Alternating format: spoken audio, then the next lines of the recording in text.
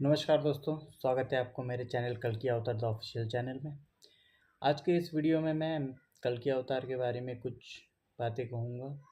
जैसे कि बहुत लोगों का मानना है कि कल्कि अवतार हो चुका है और कई लोगों का मानना है कि कल्कि अवतार होना बाकी है। बहुत लोगों का ये मानना है कि कल्कि अवतार जल्दी होने वाला है और बहुत लोगों का ये भी मानना है कि कलयुग के अंत में होगा, यानी जब कलयुग अपने चरम सीमा पे पहुँचेंगे तब कल्कि अवतार का जन्म होगा।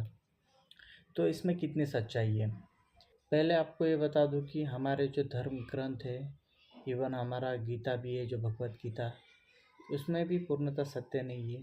तो बाकी ऐसे बहुत सारे ग्रंथ है जिसमें बहुत सारे मिलावट है। कई ब्राह्मणों ने, कई लोगों ने इसमें मिलावट किया है अपने अपने तर्क के हिसाब से। जैसे कि कहते हैं कि कलयुग ख़त्म होने के लिए 4,32,000 बचा है। क्या वाकई में इतना टाइम बचा है कलयुग ख़त्म होने के लिए? आप ये सोचिए, 4,32,000 बचा है कलयुग ख़त्म होने के लिए, तो कल्कि भगवान का नाम अभी से ही चर्चित क्यों हो रहा है इतना? क्या कारण है जो कल्कि भगवान का नाम इतना चर्चित होते जा रहा है? हर कोई सोशल मीडिया में बहुत लोगों का आपको वीडियो मिलेगा कल्कि भगवान के बारे में, लेकिन कई कोई कोई लोग हैं जिन्हें भगवान के बारे में पता है, लेकिन कई सारे लोग हैं जो अंधविश्वास में ही जानकारी दे रहे हैं लोगों को। कोई लोग रामपाल महाराज को सिद्ध पुरुष मानते हैं, कोई लोग उन्हें ही कल्कि अवतार मानते हैं। कोई लोग उड़ीसा में कोई पंडित हैं, उनका नाम मुझे याद नहीं है, हालांकि पता है लेकिन याद नहीं है, अभी याद नहीं आ रहा है। तो उनके बेटे को कल्कि अवतार मानते हैं, यानी वो खुद अपने बेटे को कल्कि अवतार बना के बैठे हैं। तो ऐसे बहुत सारे लोग हैं जो कल्कि बन के बैठे हैं। तो आपको बता दूं कि कल्कि भगवान जो है उनके पास कुछ शक्तियाँ भी होंगे, ऐसे ही नहीं कल्कि बने रहेंगे वो, उनके पास कुछ शक्तियाँ भी होंगी, भूत भविष्य का शक्तियाँ होंगे, उनके पास कुछ करने की शक्तियाँ होंगी, भूकंप बाढ़ लाने की शक्तियाँ, उनके पास अद्भुत शक्तियाँ होंगी। अभी मैं रामपाल महाराज के बारे में बताऊं तो उनके जो भक्त हैं उन्हें बुरा तो लगेगा ज़रूर, लेकिन ये सच है, सच्चाई कड़वी होती है। तो उन्हें बुरा तो लगेगा ही कि मैं उनके बारे में बुराई कर रहा हूँ। तो वे तो क्या करते हैं, बस एक किताब है, जो किताब को ही पढ़ के लोगों को सुनाते हैं। ना ही उनके पास कोई दिव्य शक्ति है, ना ही कुछ ज्ञान है। बस एक किताब को सामने रखेंगे, वही पढ़ेंगे, उसी में ही अपना कुछ तर्क मिलाएंगे, लोगों के सामने बोल देंगे, बस लोग उसी में मग्न हो जाते हैं, उसी में खुश हो जाते हैं लोग कि अरे बाप रे, इन्हें बहुत बड़ा ज्ञान है। असलियत ये है कि उस किताब में भी पूर्णतः सत्य नहीं है। तो कैसे पहचाने आप कल्कि भगवान को? कल्कि भगवान को पहचानना मुश्किल भी नहीं है, बहुत आसान है इस टाइम में तो, क्योंकि कल्कि भगवान ने अपनी लीला शुरू कर चुके हैं। लेकिन 2024 के बाद जो होने वाला है वो अद्भुत होने वाला है, बहुत बड़ा होने वाला है। तो इसलिए आप लोग सत्य के साथ दीजिए, सत्य को ढूंढिए, कल्कि भगवान को ढूंढिए आप लोग। यही नहीं कि कोई अपना प्रवचन दे के मुझे कल्कि मानो या मैं अवतार हूँ बोलने से विश्वास नहीं करना चाहिए। आपको खुद देखना चाहिए, आपको खुद समझना चाहिए कि क्या सत्य है। कल्कि भगवान कोई ऐसे नहीं बैठे हैं, अभी अपनी लीला कर रहे हैं वो। आप देख सकते हैं कहीं भूकंप, कहीं बाढ़, कहीं तूफान, तो बहुत सारे कुछ हो रहा है। ये सब क्यों हो रहा है? तो ये सब कल्कि भगवान का लीला है। अभी तो बहुत कुछ होने वाला है आगे, जैसे इंडिया पाकिस्तान का युद्ध, फिर चाइना के साथ भी युद्ध होने वाला है। लोगों को खाने पीने के लिए तरसेंगे लोग, बहुत बुरा हाल होने वाला है। तो आप लोग ढूंढिए कल्कि भगवान को, उनके पास शक्तियाँ होंगे भूत भविष्य बताने का। तो फ्यूचर भी देखते हैं, फ्यूचर भी बताते हैं। और एक बात बता दूँ, उनका जन्म हो चुका भी है और वो देवभूमि में जन्मे हुए हैं। उनका एज 35 से 40 के बीच में है। तो आप लोग सोचेंगे कि कोई बच्चा होगा कल्कि भगवान या कोई छोटा बालक होगा, तो ऐसा नहीं है।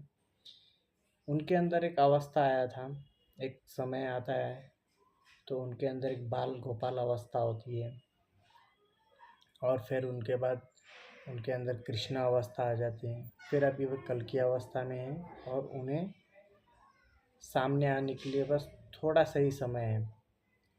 2024 में बहुत सब लोग जान जाएंगे, मतलब बहुत लोग जान जाएंगे कल के अवतार को। और इससे पहले भी मैंने वीडियो बनाया था जिसमें मैंने कहा था कि कल की भगवान का जन्म हुआ तो एक आम इंसान की तरह ही होगा उनका जन्म, यानी एक आम इंसान की ज़िंदगी जिएंगे। आप लोग सोचते हो जैसे भगवान अवतार लेंगे तो सफ़ेद घोड़े पे आएंगे, हाथ में तलवार होगा। तो देखिए, ऐसा भगवान आप ढूंढ रहे हो तो फिर आपके गुरुओं के पास ही जाना पड़ेगा। टीवी सीरियल देख के आप लोगों ने बस अनुमान लगा लिए हैं। जैसा देश वैसा भेष। जिस जिस कल्चर में आप रह रहे हो, जिस देश में आप रह रहे हो, जैसा आपका वेशभूषा है उसी वेशभूषा में रहेंगे कल की भगवान भी। मॉडर्न ख्याल के रहेंगे, मॉडर्न कपड़े पहनने वाले होंगे। उनकी इच्छा है, वो जो भी पहने, उनकी इच्छा है कुछ भी करें, उन्हें कोई नहीं रोक सकता, ना ही उनके लिए कोई नियम है। हालांकि वो नियम को फॉलो करेंगे, क्योंकि भगवान का अवतार होता है तो कुछ सिखाते हैं लोगों को, कुछ लीला करते हैं। उस लीला से इंसानों के लिए कुछ ऐसा ज्ञान देके जाते हैं कि लोगों का भला हो उसमें, यानी लोगों का जीवन सफल हो। भगवान हमारे धरती में बहुत सारे आके गए हैं, पिता पुत्र भी आके गए हैं, उन्होंने अपना लीला करके भी गए हैं, लेकिन लोग उन्हें पहचान नहीं पाए। जैसे कि एक बच्चा पैदा होता है, वो अपना गरीब घर में हो या अमीर घर में हो। गरीब घर में होते हैं तो सूखी रोटी खा के भी गुजारा कर लेंगे, भले ही वो कल की भगवान ही क्यों ना हो। अगर उनके पास खाने के लिए कुछ भी नहीं होगा तो भी सूखी रोटी खा के वो गुजारा कर लेंगे। वो कल की भगवान है, इसके मतलब ये नहीं कि वो जादू चलाएंगे और उनके पास खाने का भंडार आ जाएगा, ऐसा नहीं है। वही दुख झेलेंगे जो एक गरीब झेलता है। उन्हें भी मेहनत करना है, उन्हें भी अपना जीवन जीना है। यहाँ आके अपना जीवन जी के वो लोगों को दिखाएंगे वो कि किस तरीके से जीवन जिया जाता है। सूखी रोटी खा के भी वो अपना जीवन जिएंगे। फिर ऐसा भी होता है कि उनके पास शक्तियाँ तो होते हैं, लेकिन वो शक्तियों का इस्तेमाल नहीं करते हैं। उनकी शक्तियाँ जो होती हैं उनको बालावस्था में उनकी रक्षा करने के लिए होता है बस, ताकि बुरी शक्तियाँ उन पे हावी ना हो। इसलिए उनके पास शक्तियाँ होती हैं और उस शक्ति का वो समय आने पे इस्तेमाल करते हैं।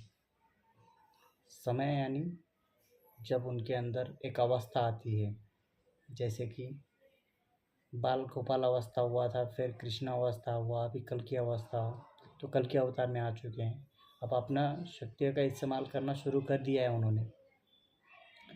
तो यही बताना चाहता हूँ मैं आप लोगों को कि भगवान जैसे आप सोचते हो, टीवी सीरियलों में देखते हो कि मुकुट होते हैं सोने का, वस्त्र सोने का, तो बहुत आकर्षक होते हैं। तो इस प्रकार से नहीं आएंगे।